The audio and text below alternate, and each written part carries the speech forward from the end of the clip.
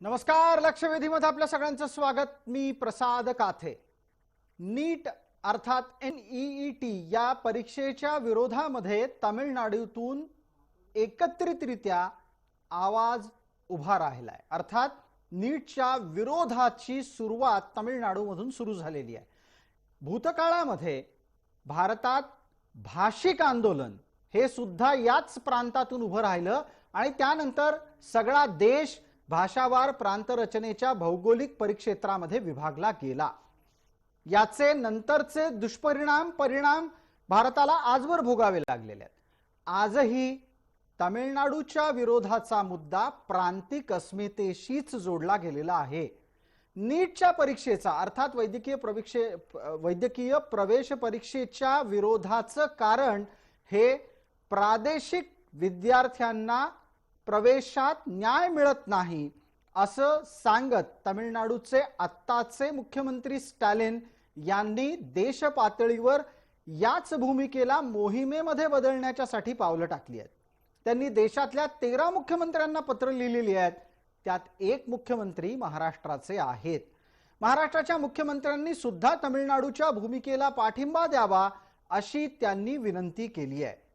नियतीचा डाव पहा. एकेकाळी लुंगी हटवा या भूमिकेनं जन्माला आलेल्या राजकीय पक्षाला आज त्याच पक्षाच्या किंवा त्याच समाजाच्या एका मुख्यमंत्र्याच्या भूमिकेला समर्थन द्यायची वेळ येते का हे पाहणं लक्षवेधी आहे. पण त्याच्याच पलीकडे जाऊन ज्या महाराष्ट्रामध्ये वैद्यकीय शिक्षणाचा सर्वाधिक प्रसार आहे असं म्हटलं जातं, जिथं सर्वात चांगलं वैद्यकीय आणि तंत्रशुद्ध तांत्रिक शिक्षण सुद्धा मिळतं असं म्हटलं जातं, तो महाराष्ट्र तामिळनाडूच्या नेतृत्वात नीटच्या विरोधामध्ये नीट परीक्षेच्या विरोधामध्ये उभा ठाकणार आहे का? हा केंद्रातल्या सरकारच्या विरोधात असलेल्या राज्यांचा महासंघ आहे का? आणि या निमित्तानं केंद्रात आपल्या पसंतीचं सरकार नसेल तर केंद्रीय धोरणांचा विरोध करण्यासाठीची राष्ट्रीय मोहीम सुरू होतीये का? आणि याही जोडीला या निमित्तानं स्टॅलिनना राष्ट्रीय पातळीवर स्वतःला प्रस्थापित करायचंय का?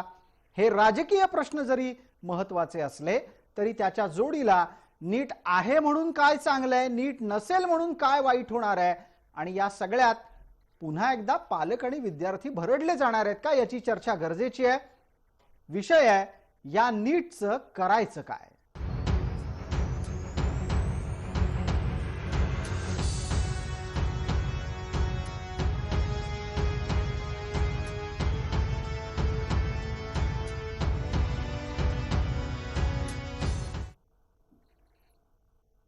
डॉक्टर दीपक सावंत माजी आरोग्य मंत्री महाराष्ट्राचे आपल्या सोबत या चर्चेमध्ये आहेत. आपल्या सोबत भारतीय जनता पार्टीकडून विनोद वाघ आहेत, प्रवक्ता प्रतिनिधी या नात्यानं.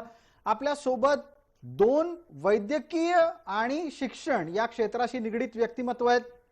डॉक्टर अमोल अन्नदाते यांचा चेहरा बऱ्यापैकी आपल्याला आरोग्य विश्लेषक म्हणून परिचित आहे, पण आत्ताच्या घडीला डॉक्टर अमोल अन्नदाते हे जुन्या काळातल्या मार्ड आंदोलकांमधला सुद्धा चेहरा आहे, हे मी इथं आवर्जून नमूद करू इच्छितो. आपल्या सोबत डॉक्टर पद्माकर पंडित आहेत, वैद्यकीय शिक्षण तज्ज्ञ या नात्यानं या चर्चेत ते सहभागी झाले आहेत. डॉक्टर अन्नदातेंसाठीचा पहिला प्रश्न, नीट असली काय नीट नसली काय हे इतकं सहज आहे का? आणि नीट असण्याचे राष्ट्रीय वैद्यकीय शिक्षण प्रणालीतले फायदे काय आहेत? अनेक वर्षांपासून पद्माकर पंडित सर इथे आहेत आणि या सगळ्या चळवळीचे ते साक्षीदार आहेत. तर अनेक वर्षांपासून वन नेशन वन एक्झाम ही चळवळ सुरू होती आणि त्यातल्या त्यात विद्यार्थ्यांसाठी खूप वर्षांपासून असा एक पेच होता की आपल्या महाराष्ट्र सीईटी जेव्हा होती किंवा राज्यवार सीईटी जेव्हा होती की राज्यातल्या वैद्यकीय महाविद्यालयांसाठी एक परीक्षा द्यायची आणि त्यानंतर राष्ट्रीय पातळीवर ज्या काही वैद्यकीय संस्थांचे प्रवेश होतात, ज्याच्यामध्ये प्रामुख्याने all India institute of medical sciences आहे, ख्रिश्चन मेडिकल कॉलेज आहे, PGI चंदीगड आहे आणि जिपमेर पॉंडिचेरी आहे, या 4 ते 5 या जगामध्ये नावाजलेल्या संस्था आहेत. इथल्या प्रवेशांसाठी 4 वेगवेगळ्या परीक्षा असायच्या. मी माझ्या पोस्ट ग्रॅज्युएटच्या काळामध्ये सर जवळपास 42 एंट्रन्स एक्झाम्स 3 वर्षात दिलेल्या आहेत. इतका माझा एंट्रन्स एक्झाम्स देण्याचा एक मी अजून मणिपालचं माहे मणिपाल एक विसरलो. म्हणजे अगदी डॉक्टर अमोल अन्नदाते त्यावेळेला तर गमतीनं असं म्हटलं जायचं की राष्ट्रीय सामायिक प्रवेश परीक्षा नसल्यामुळे विद्यार्थ्याला लघवी करायला पण एक प्रवेश परीक्षा दिली जाईल की काय, आणि श्वास घ्यायला सुद्धा प्रवेश परीक्षा लावावी लागेल की काय, इतक्या प्रवेश परीक्षा त्यावेळेला विद्यार्थ्यांच्या डोक्यावर होत्या आणि त्याचा एक ताण कायम विद्यार्थ्याला झेलावा लागायचा. तर यासाठी या सगळ्या परीक्षांसाठी एकच परीक्षा असावी आणि त्याच्या माध्यमातून हे सगळे प्रवेश व्हावे असा विचार अनेक वर्षांपासून आपल्या राज्यामध्ये देशामध्ये मांडला जावा. आणि नीटच्या माध्यमातून हा अगदी सध्या तरी अगदी सुरळीत सुरू आहे. आणि आवर्जून सांगण्यासारखी गोष्ट अशी आहे प्रसादजी की ही परीक्षा मराठीमध्येही होते. ही परीक्षा फक्त मराठी भाषेत होत नाही, ही इंग्रजी, हिंदी, आसामी, बंगाली, गुजराती, कन्नड, मल्याळम, मराठी, ओडिया, पंजाबी, तमिळ, तेलुगू आणि उर्दू एवढ्या भाषांमध्ये ही परीक्षा घेतली जाते. आणि याचा हेतू एवढाच आहे की जे ग्रामीण भागातले विद्यार्थी आहेत ज्यांना इंग्रजी भाषेचा अडसर आहे त्या विद्यार्थ्यांना या परीक्षांचा म्हणजे महाराष्ट्र सीईटी जी मुलं महाराष्ट्रात क्वालिफाय होत होते ती परीक्षेची काठिण्य पातळी कमी होती, त्यांना याची काठिण्य पातळी जास्त वाटू नये आणि ग्रामीण भागातले विद्यार्थ्याला वंचित राहू नये, जो सगळ्यात मोठा युक्तिवाद मला वाटतं स्टॅलिन यांनी मांडलाय मुख्यमंत्र्यांना पत्र लिहिताना, तो अत्यंत फसवा आहे. आणि महाराष्ट्राच्या दृष्टीने आणि तमिळनाडूच्याही दृष्टीने मी आवर्जून सांगू इच्छितो की महाराष्ट्र, कर्नाटक, तमिळनाडू ही 3 राज्य अशी आहेत जिथे देशातल्या जवळपास 50% नाही पण 40% सीट्स आहेत आणि 60% उर्वरित देशात आहेत. महाराष्ट्रामध्ये 55 मेडिकल कॉलेजेस आहेत आणि 8,900 MBBSच्या सीट्स आहेत. जर तुम्ही तमिळनाडूचं बघितलं तर 49 मेडिकल कॉलेज आणि 7,500 सीट्स आहेत. आणि 15% जो याच्यापैकी 85% या ऑलरेडी वर्षानुवर्षे आपल्या राज्यातल्या लोकांसाठी राखीव आहेत. या आपण संभ्रमात राहू नये की या महाराष्ट्रातल्या सीट आहेत किंवा तमिळनाडूतल्या सीट आहेत याच्यापैकी 100 पैकी 100 सीट्सला बाहेरच्यांना प्रवेश असतो, तसं नसतं. 85% सीट्सला स्थानिकांना प्रवेश असतो आणि 15% ज्या सीट्स असतात त्या उर्वरित राज्यातल्या लोकांना प्रवेश असतो. म्हणून महाराष्ट्रासाठी तरी नीट फायद्याची आहे. शेवटच्या 30 सेकंदात सांगतो, ती नीट फायद्याची यासाठी आहे की या 15% आजच्या घडीला जो बाहेरच्या राज्यातल्या लोकांसाठी कोटा आहे त्याच्यामध्ये महाराष्ट्राचे मुलं जवळपास 7.5 ते 8% कोटा बाहेरच्या राज्याच्या कोट्यामधून, नॅशनल कोट्यामधून व्यापून टाकतात. पण ऍट द कॉस्ट ऑफ, आणि फक्त 7.5% आपण जेव्हा इतरांना देतो तेव्हा इतर सगळ्या राज्याच्या 15% कोट्यांमध्येही महाराष्ट्राचे जवळपास 3 ते 5% मुलं तिथे प्रवेश घेतात. म्हणजे आपल्याला उर्वरित राज्याच्या मेडिकल कॉलेजेसला जर 15% आपल्याला सीट्स खुल्या, त्यांचं दार आपण उघडं ठेवायचं असेल तर आपल्याला आपली नीट आपल्याला स्वीकारावी लागेल. उलट आपण नीटला आपण विरोध करण्यापेक्षा आपल्या राज्यातली मुलं, जसं आपण याच्यात UPSC MPSCच्या बाबतीत म्हणतो, आपल्या राज्यातली मुलं अधिक कशी चांगले मार्क मिळवतील याच्यासाठीचे जे प्रयत्न त्यातल्या त्या ग्रामीण भागात अपेक्षित आहेत. मी स्वतः लातूर पॅटर्नचा विद्यार्थी आहे, मी लातूरचा विद्यार्थी आहे, तर ते जास्त आवश्यक आहेत फसवा विरोध करण्यापेक्षा. हा मला वाटतं विरोधासाठी विरोध आपण स्थानिक आणि प्रांतिक मुद्द्यावर मुळीच करता कामा नये. अगदी आपण नीट या परीक्षेवर अत्यंत नीट आपलं मत मांडलं. धन्यवाद. वेळेत आपण ते संपवलं त्याबद्दलही आभार. आता डॉक्टर पद्माकर पंडित यांच्यासाठीचा प्रश्न. पंडित सर, आपण ही सगळी लढाई सुरुवातीपासून आज तागायत स्वतः अनुभवली, त्यात आपलंही योगदान आहे. आता सांगा, स्टॅलिन यांचा छुपा हेतू काय?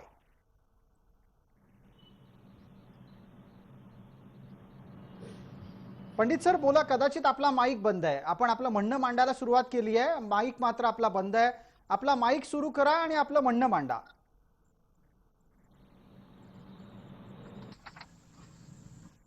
जी नाही पंडित सर, अजूनही काही तांत्रिक अडचणीच आहेत, आपण दुरुस्त करून घेऊ. एकदा पटकन या निमित्तानं मी विनोद वाघ यांना संधी देतो. विनोदजी, आपल्याला लक्षात येतोय का स्टॅलिन यांना नक्की करायचं काय आहे?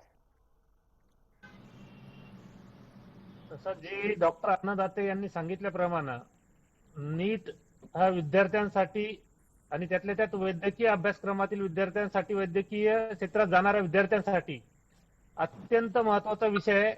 आणि नीट ही परीक्षा असलीच पाहिजे आणि त्यातल्या त्यात महाराष्ट्रासह संपूर्ण देशात ही परीक्षा असणं अत्यंत गरजेचं आहे. परंतु फक्त एका राजकीय विरोधाला विरोध म्हणून जर कुणी असं करत असतील ते अत्यंत आहे. कारण यामधून पूर्ण डॉक्टर या वैद्यकीय क्षेत्रातील सगळे अधिकारी या ठिकाणी घडत असतात, डॉक्टर घडत असतात. त्यामुळं हा प्रश्न देशाच्या आरोग्याशी निगडीत असलेला प्रश्न. पण एक मिनिट मी मध्ये हस्तक्षेप विनोदजी आपल्याला यासाठी करतो. आपला आवाजही थोडा ये जा करतोय, त्यावरही आपण लक्ष द्या. पण जोडीला असलेला प्रश्नही लक्षात घ्या. इथे केवळ आणि केवळ स्टॅलिन यांनी काही मुद्दा उचललाय असं नाहीये. तिथलं हायकोर्ट, तिथलं उच्च न्यायालय पण त्याला सामील झालेलं दिसतंय. असं खरं तर व्हायला हवं का? उच्च न्यायालयानं सुद्धा सरकारच्या भूमिकेला पूरक भूमिका का घ्यावी तामिळनाडू? नाही नाही, माझं मत, परंतु राजकीय विरोध करायचा म्हणून एखादा मुद्दा मांडणं हे अत्यंत चुकीचं आहे. किंवा केंद्र सरकारला विरोध करायचा म्हणून जर असा मुद्दा मांडला जात असेल तर हे चुकीचं आहे. की नीट संबंधी विषय हा काही राजकीय विषय होऊच नाही. आणि मला वाटतं की कुठल्याच राज्यात या विषयाला राजकीय वळण देऊ नये. कारण मी सांगितल्याप्रमाणे की हा विद्यार्थ्यांच्या भविष्याशी निगडीत विषय आहे. त्यामुळं उद्याचे डॉक्टर म्हणजे हा देशाच्या आरोग्याविषयी संबंधित हा विषय आहे. ठीक आहे. त्यामुळे नीट परीक्षा अत्यंत गरजेचं आहे, ती झाली पाहिजे. आणि याला राजकीय वळण देऊन कुणी त्या पद्धतीनं त्या अँगलनं या विषयाला बघता कामा नये, एवढीच माझी त्यांना त्या ठिकाणी विनंती राहील. ठीक आहे डॉक्टर पंडित, आता आपल्याला प्रश्न विचारायचा आहे. माझा आवाज तुमच्यापर्यंत येतोय अतिशय नीट? ऐकू येतोय? आपल्याला येतोय का माझा आवाज? बिलकुल बिलकुल, आता आपला आवाज अतिशय नीट आला. धन्यवाद त्यासाठी. मी आपल्यापर्यंत मगाशी हाच प्रश्न घेऊन आलो होतो ज्यावर तुमचं मार्गदर्शन अद्यापही अपेक्षित आहे. स्टॅलिन यांना नक्की काय करायचंय? या प्रश्नाचे दोन भाग आहेत, एक राजकीय आहे आणि दुसरा शैक्षणिक आहे. त्यातला जो राजकीय भाग आहे त्याच्याबद्दल काही बोलावं असं मला वाटत नाही. शैक्षणिक भाग जो आहे तो असा आहे की वैद्यकीय शिक्षण जे आहे ते समप्रमाणात सर्व देशभर लागू आहे. अभ्यासक्रम एकच असतो. प्रवेश परीक्षा पूर्वी वेगळ्या होत्या तरी एमबीबीएसचा अभ्यासक्रम एकच होता. पदव्युत्तर अभ्यासक्रमही एक आहे. नियामक संस्था पूर्वी मेडिकल काउन्सिल ऑफ इंडिया होती, आता ती नॅशनल मेडिकल कमिशन झाली. तरी त्याच्यामध्ये एक सर्व समानता आहे जी पदवीपूर्व शिक्षणामध्ये नाही. हा महत्वाचा मुद्दा आहे. वेगवेगळ्या प्रकारच्या शाळा, वेगवेगळ्या प्रकारचे अभ्यासक्रम, वेगवेगळ्या प्रकारची महाविद्यालय, आणि त्यामुळे त्या विद्यार्थ्यांना जेव्हा तुम्ही एका उदाहरणार्थ आपण असं घेऊ की आपण जर असं म्हटलं की प्लॅब किंवा ECFM जी परदेशी जाणारे जे विद्यार्थी आहेत त्यांच्याकरता होणाऱ्या परीक्षा सगळ्यांना समान उपलब्ध होतात का? मगाशी उल्लेख करताना अमोल अन्नदाते म्हणले डॉक्टर की MPSC आणि UPSC, मग आपण स्पर्धा परीक्षांमध्ये सुद्धा केंद्र आणि राज्य पातळी वेगळी का ठेवली? तेव्हा हे थोडंसं आरक्षणाच्या बाजूनी जाणारं प्रकरण आहे. एखाद्या राज्याला असं वाटणं साहजिक आहे की आमच्याकडे जी काही वैद्यकीय महाविद्यालयाला प्रवेश क्षमता आहे ती सगळी आमच्या विद्यार्थ्यांना मिळावी, आणि ते वाटण्यामध्ये त्या राज्याची काही चूक आहे असं मला वाटत नाही. कारण शेवटी याचाही विचार केला पाहिजे की शिक्षण काय आणि वैद्यकीय शिक्षण काय ही राज्याच्या अखत्यारीतली बाब आहे. मुळात फरक काहीच पडला नाही. जेव्हा नीट नव्हती तेव्हा आम्ही आमच्या विद्यापीठ पातळीवर प्रवेश परीक्षा घ्यायचो तेव्हा आम्हाला फक्त पुणे विद्यापीठात प्रवेश मिळायचा. नंतर त्याचं राज्यकरण झालं, नंतरचं राष्ट्रीयकरण झालं. कुठेही वैद्यकीय शिक्षणाचा दर्जा हा ढासळलेला नाही. त्यामुळे उद्या समजा राज्यांनी त्यांची वेगळी परीक्षा घेतली तर त्यामुळे विद्यार्थ्यांचं किंवा वैद्यकीय व्यवसायाचं काहीही नुकसान होणार नाही, कारण ते यापूर्वी झालेलं नाही. नाही, पण मग अशा वेळेला नीट काढूनच टाका, नीट नको, ही भूमिका घेण्यामागचा उद्देश जास्त राजकीय आहे की जास्त अभ्यासक्रम दृष्टीने घेतला गेलेला आहे? मला असं वाटतं की मी त्या बाबतीत काही राजकारणाबद्दल बोलावं असं नाही. मला असं वाटतं की कोणतीही प्रवेश परीक्षा असेल तरी ती ज्या प्रकारे पूर्वी होत होती आणि आत्ता होत आहे त्याच्यामध्ये विद्यार्थ्यांचा कस लागतो आहे. तुम्ही कुठल्याही प्रकारे परीक्षा घेतली तरी त्याच्यामध्ये जादू करणारे काही लोक असतात आणि 2-4 माणसं कुठलीही गोष्ट मॅनेज करणारे असतात, हे आपल्याला सगळ्यांनाच माहित आहे. त्याला कुणीही बंदी घालू शकत नाही. तेव्हा तशा प्रकारचे काही छुपे मागच्या दारीला लोक सोडले तर बहुतांश वैद्यकीय शिक्षण हे भारतातलं अत्यंत उत्तम दर्जाचं आहे. आणि पूर्वीच्या परीक्षांमधून प्रवेश घेऊन वैद्यकीय तज्ज्ञ झालेले लोक आज जगभर भारताचं नाव वरती फडकवत आहेत, हे आवर्जून लक्षात घेतलं पाहिजे. बिलकुल. डॉक्टर पंडित सर, आपण आपलं मत मांडलं. याआधी असलेल्या बाकीच्या सगळ्या मान्यवरांचंही मतप्रदर्शन आटपलंय. आता डॉक्टर दीपक सावंत यांना बोलण्याची संधी आहे. डॉक्टर दीपक सावंत, आपण स्वतः आपल्या कार्यकाळात वैद्यकीय प्रवेशांच्या बाबत सतर्क होतात, जागृत होतात आणि वाद होऊ न देण्यासाठी प्रयत्नशील होतात. आत्ताच्या घडीला इतर सर्व मान्यवरांच्या मतप्रदर्शनाच्या नंतर तुम्ही तुमचं मत मांडायचंय. तुम्ही काय सल्ला देऊ शकता किंवा राज्यानं काय केलं पाहिजे?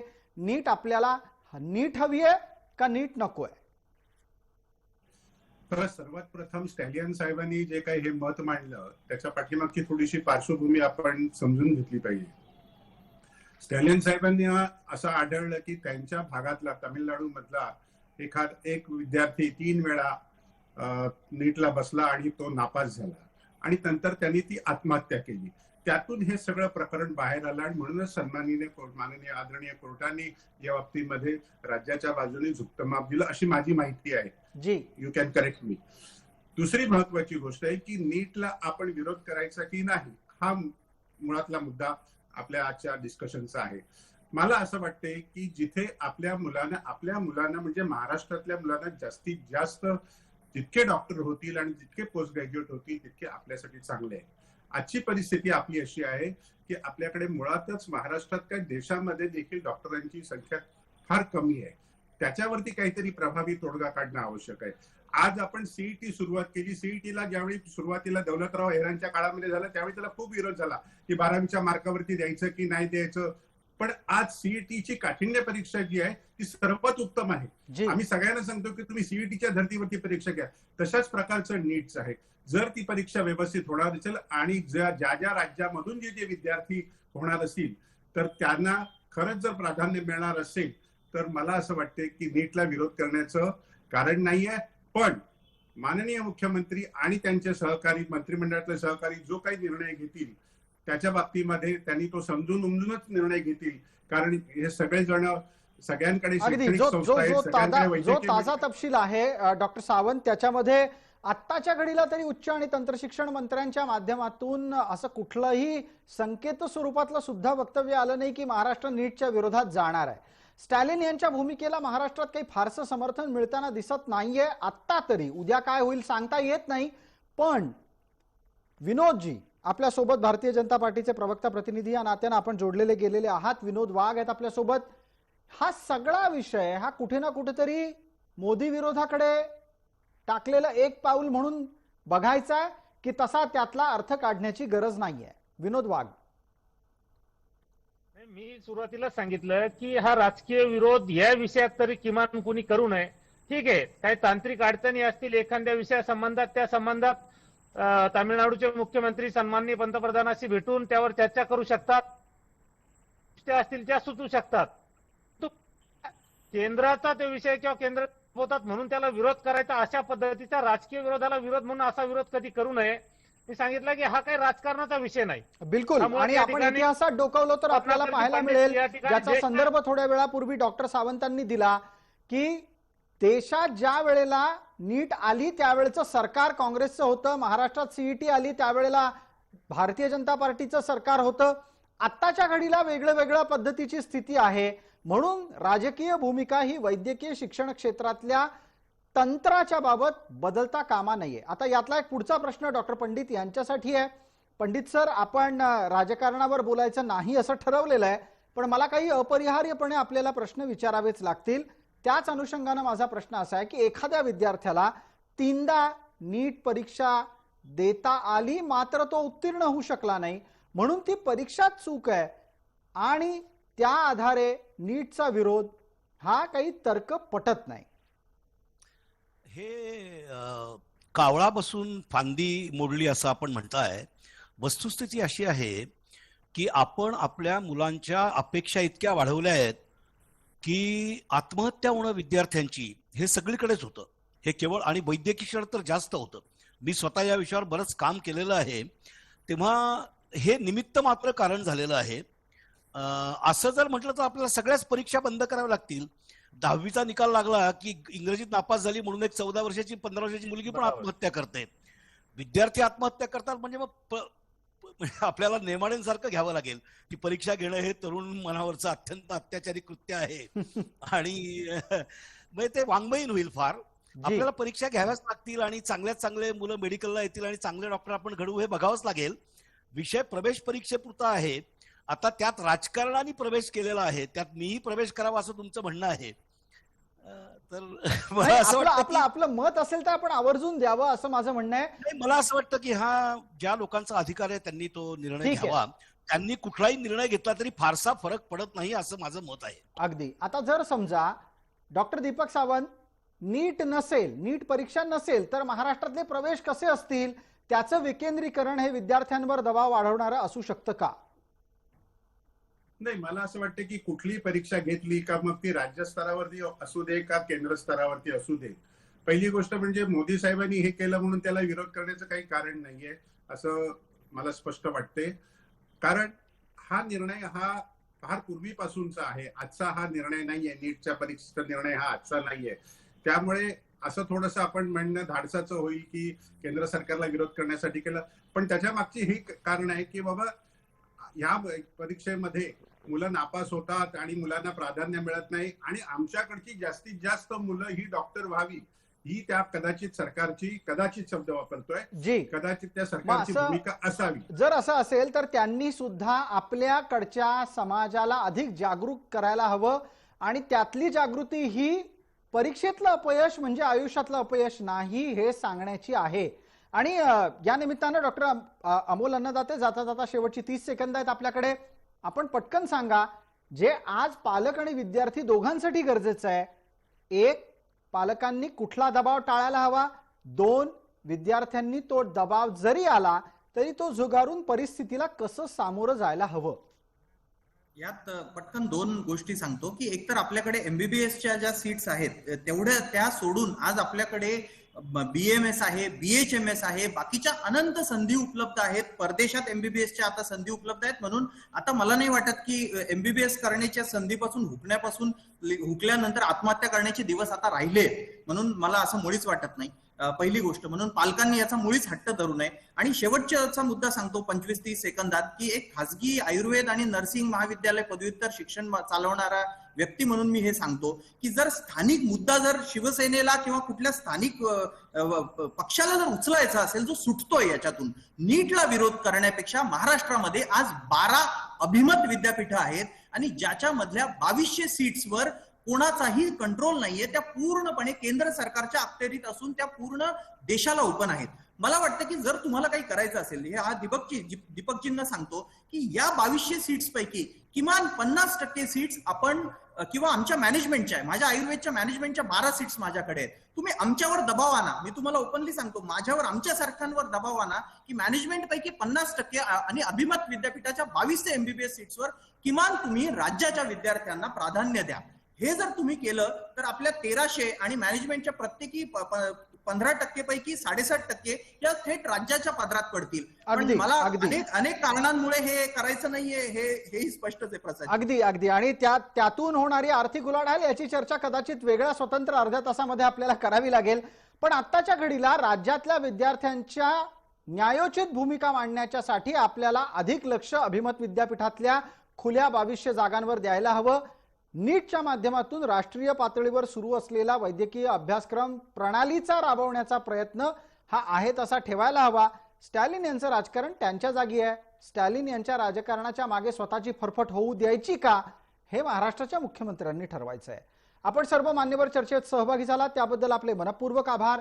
लक्षवेधीमध्ये वेळ मर्यादेपोटी तूर्तास इतकंच. सर्व प्रेक्षकांना जय महाराष्ट्र.